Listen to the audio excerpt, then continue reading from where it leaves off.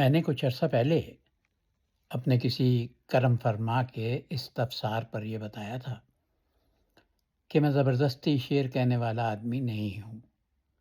جسے میں اپنی زبان میں قافیہ ردیف کی منجی پیڑی ٹھوکنا کہتا ہوں۔ میری بے شمار غزلیں ایسی ہیں جو نامکمل ہیں، اور بے شمار ایسی ہیں جو ایک دن میں دو دو تین تین غزلیں بھی ہوئی ہیں۔ تو یہ دراصل خیالات کے توارد کا مسئلہ ہے۔ ایسی ہی ایک غزل آج میرے سامنے آئی۔ یہ میرے زمانہ قیام جاپان کے وقت کی ہے، میں جہاں 89 سے 92 تک رہا، تو اس میں دسمبر 90 کی تاریخ ہے۔ یہ غزل مطلع اور مقطع کے بغیر ہے، اور اس وقت جب میں آپ کی خدمت میں پیش کر رہا ہوں تو اس وقت بھی اس کا مطلع اور مقطع نہیں ہے، لیکن میں اس کا مطلع اور مقطع کہنے کی کوشش کروں گا،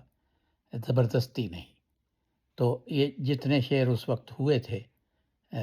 جاپان میں قیام کے دوران،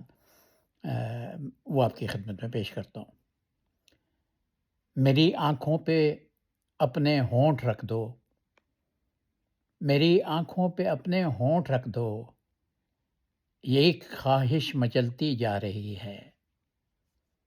یہ ایک خواہش مچلتی جا رہی ہے، کہ جیسے ریزہ ریزہ خوشبو بکھرے، کہ جیسے ریزہ ریزہ خوشبو بکھرے،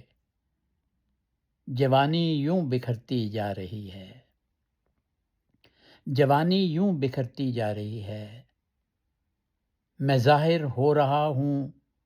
اس میں شاید، میں ظاہر ہو رہا ہوں اس میں شاید، بظاہر وہ سمٹتی جا رہی ہے، بظاہر وہ سمٹتی جا رہی ہے، بہت بے چین تھیں کل تک ہوائیں، بہت بے چین تھیں کل تک ہوائیں،